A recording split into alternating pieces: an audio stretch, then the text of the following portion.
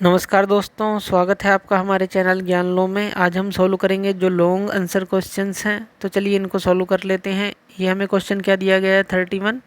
यहाँ पर हमें दिया गया है you are provided with 3 watch glasses. 3 watch glasses यानी कि मान लीजिए इस तरह की टेस्ट ट्यूब हैं आपके पास 1, 2 एंड 3। 3 वॉच ग्लास हैं हमारे पास। Containing milk, petrol and mustard oil. एक के अंदर हमारे पास मिल्क है, एक के अंदर पेट्रोल है और एक के अंदर मस्टर्ड ऑयल है। तो यहाँ पर एम लिख लेते हैं मिल्क के लिए, यहाँ पेट्रोल के लिए पी, और यहाँ पर मस्टर्ड ऑयल है तो यहाँ पर हम लिख लेते हैं MO।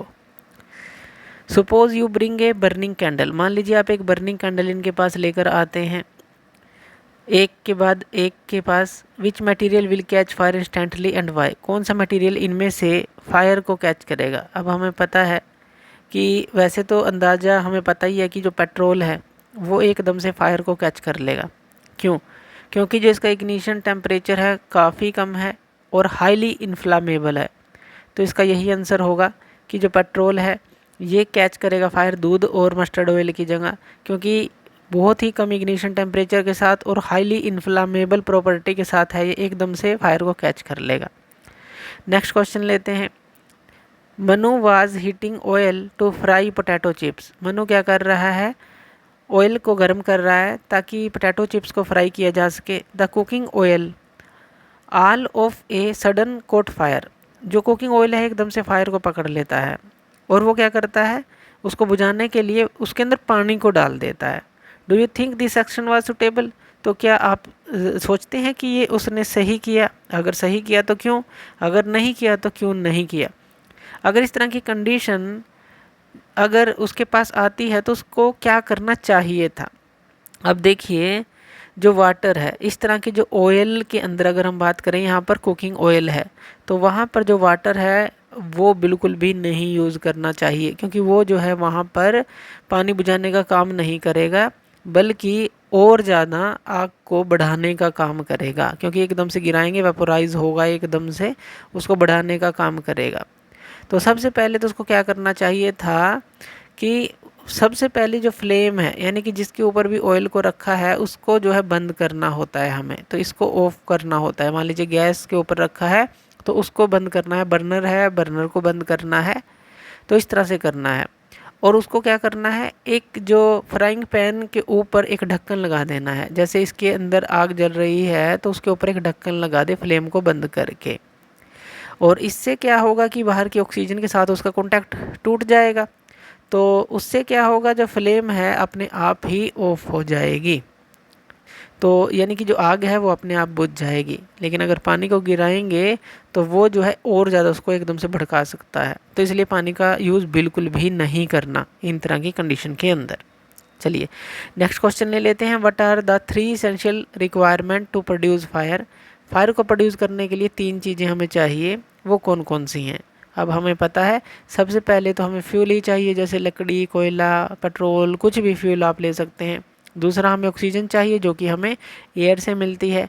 तीसरा हमें क्या चाहिए, उसके साथ हीट चाहिए ताकि हम उसको हीट कर सकें, उसको इग्निशन टेम्परेचर तक ला सकें और फिर उसको जला सकें। तो ये चीज़ हमें तीनों चीज़ें चाहिए।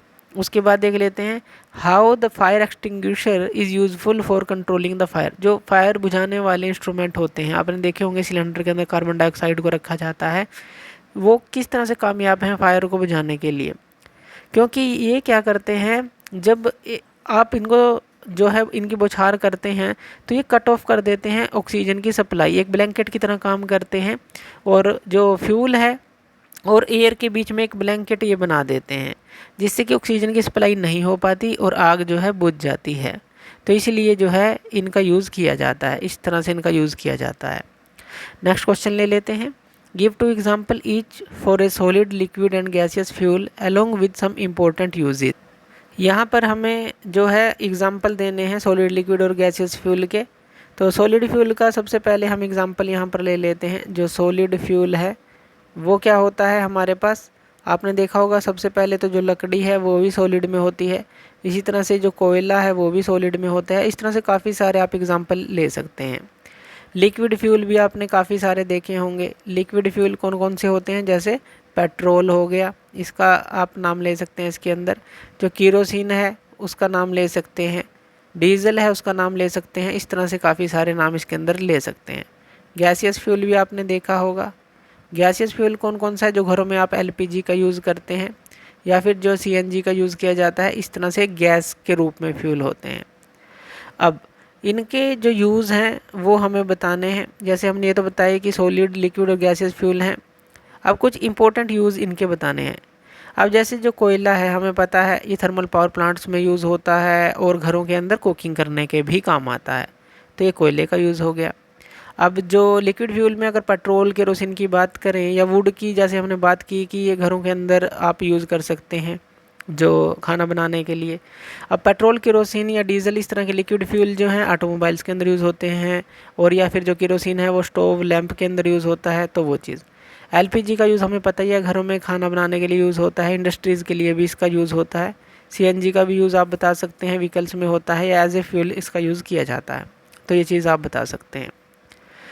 नेक्स्ट क्वेश्चन ले लेते हैं। जो कैलोरीफिक वैल्यू है petrol and CNG are, petrol की वैल्यू इतनी है और सीएनजी की वैल्यू इतनी है, यानी कि ज़्यादा है, 50,000 किलो जूल पर केजी है, और जो पेट्रोल है 45,000 किलो जूल पर केजी है।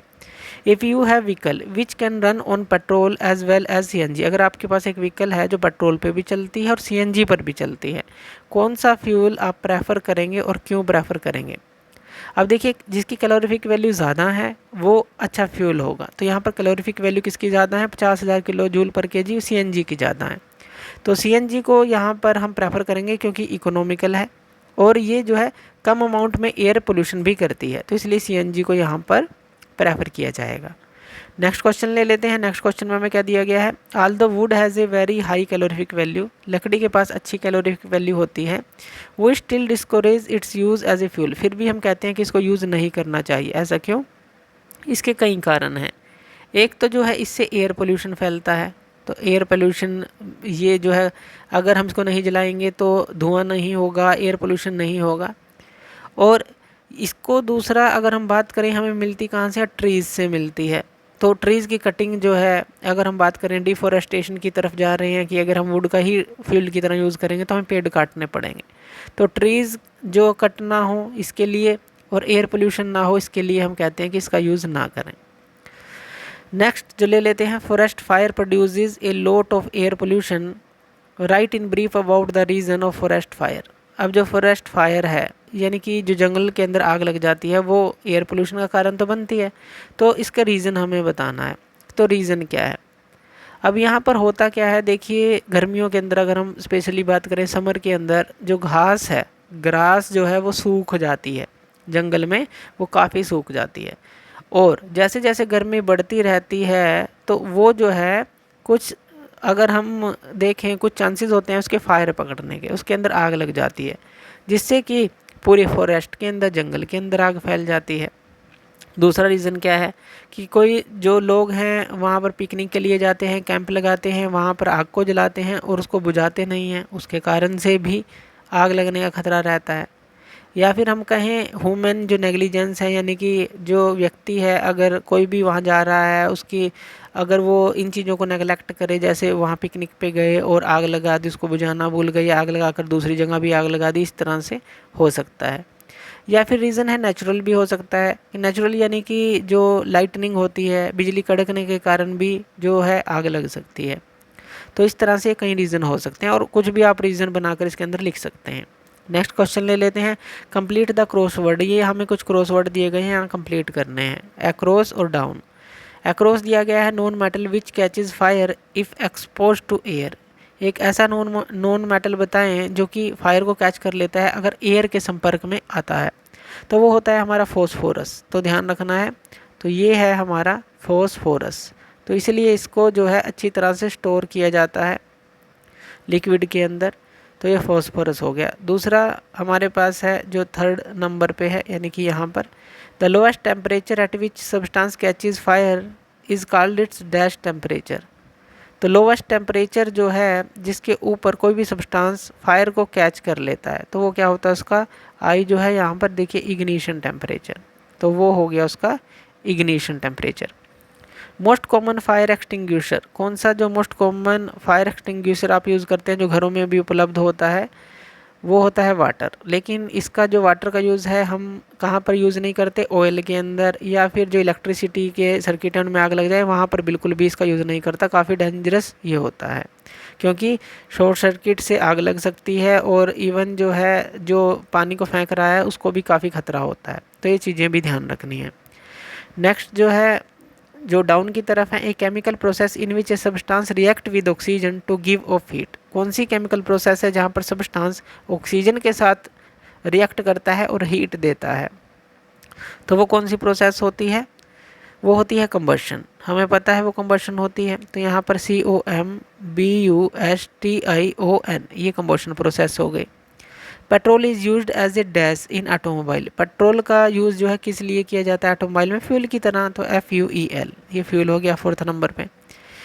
It is as hard as stone and black in colour. क्या होता है? ये हमने पढ़ा है, ये कोयला होता है। तो कोल ये हो गया हमारे पास इसका आंसर। तो इस तरह से इन क्वेश्चंस को हम सॉल्व करेंगे। तो थैंक यू वीडियो देखने के लिए, और इसी तरह की वीडियोज़ के लिए आप हमारे चैनल ज्ञान लो पे हमें सब्सक्राइब कर सकते हैं। धन्यवाद।